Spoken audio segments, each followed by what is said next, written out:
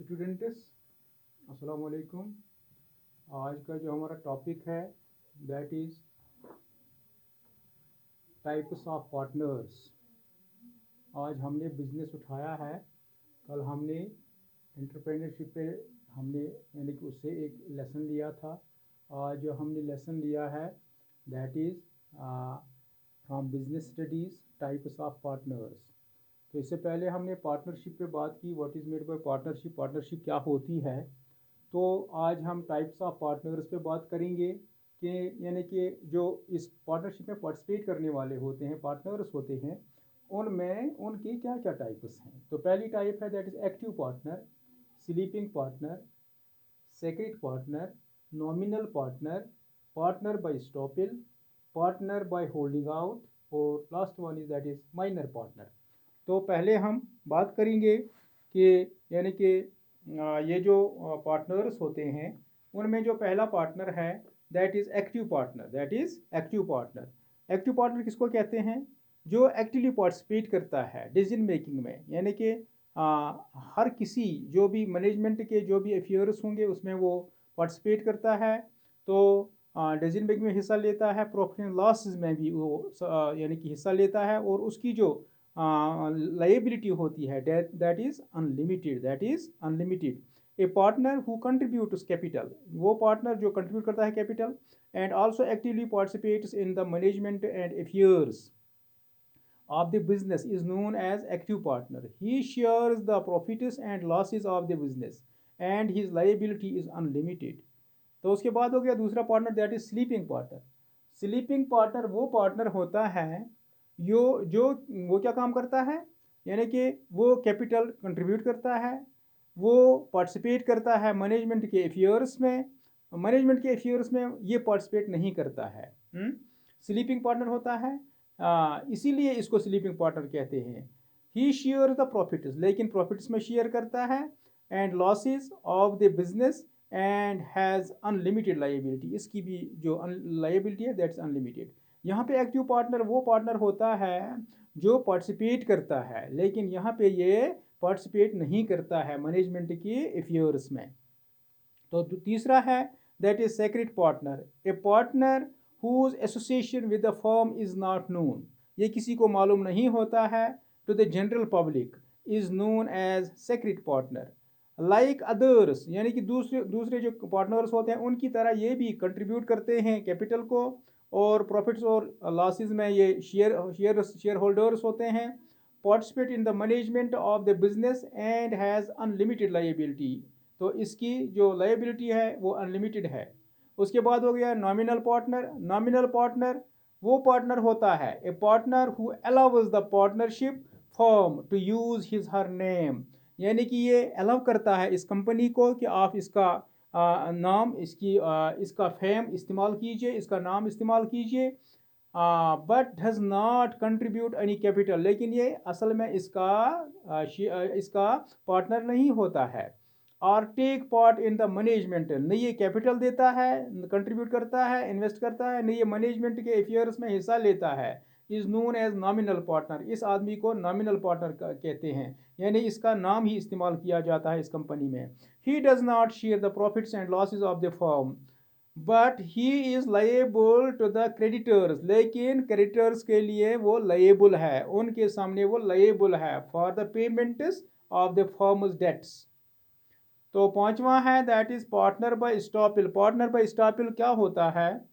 Partner by estoppel is a partner who through his her conduct और behaviour gives an impression, यानी कि वो अपने उठने बैठने से, अपनी एक्टिविटीज़ के साथ ये मैंने कि जाहिर करता है that he she is a partner of A company और firm. Though such a person neither contributes capital nor participates in the management of the business, ये contribute नहीं करता है न participation करता है, even then in the eyes of the third party he is known as partner of that firm, hence he too is liable for the debts of the firms। तो उसके बाद है that is sixth one that is partner by holding out. Partner by holding out, partner by holding out वो ये एक ऐसा partner होता है a person who is not actually A partner, ये एक्चुअली पार्टनर नहीं होता है of A firm, but knowingly allows himself herself to be represented as a partner of the firm, लेकिन जानबूझ के ये अपने आप को यानी कि रिप्रेजेंट करवाता है, रिप्रेजेंट करता है कि मैं इस कंपनी का, इस फर्म का, इस ऑर्गेनाइजेशन का पार्टनर हूँ, is known as partner by holding out.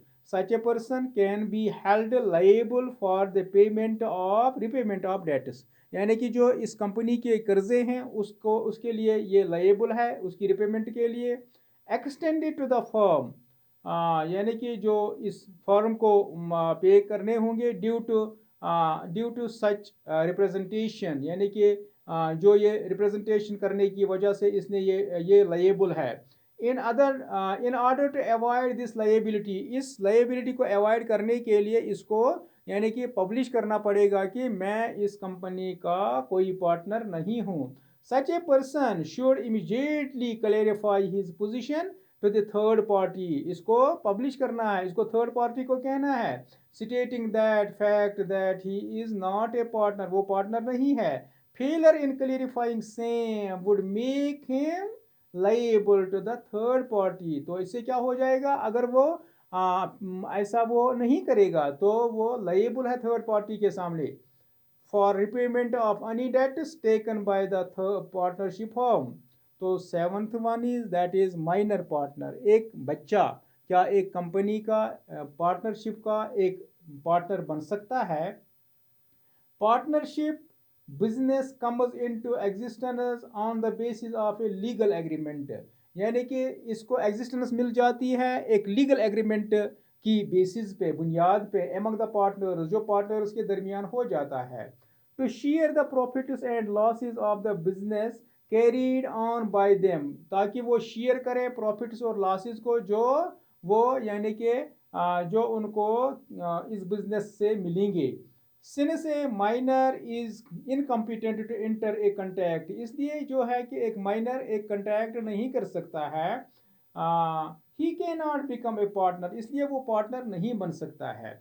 लेकिन जो जो पार्टनर्स होंगे उनकी कंसेंट से अगर वो इसके लिए तैयार हो जाएं कि हम इसको एज पार्टनर इस कंपनी में यानी कि ले सकते हैं, तो फिर एक माइनर भी पार्टनर बन सकता है। However, with the consent of all the partners, he can be admitted for the benefits of a partnership firm, यानी कि इसको benefits मिल सकते हैं। In other words, a minor is to share only the profits and not the losses of the business. It should be noted that his liability remains limited to the extent of capital contributed by him. He is also not eligible to take part in the management of the business, यानी कि business की management वो participate नहीं कर सकता है। On becoming a major, however जब वो बड़ा हो जाएगा, a minor partner is required to give a public notice within a period of 6 months, यानी कि जब वो बड़ा हो जाएगा फिर उसको 6 महीने के अंदर अंदर एक पब्लिक नोटिस इश्यू करना है regarding his decision as to whether he is becoming a partner और नॉट, क्या वो पार्टनर है इसका है या अब नहीं है। फेलियर टू डू सो, अगर वो ऐसा नहीं करता है, would automatically make him a full fledged partner of the firm like other partners, अगर वो ऐसा नहीं करता है तो वो भी एक वो उन्हीं पार्टनर्स की तरह एक पार्टनर बन सकता है जो इसके पार्टनर्स हैं।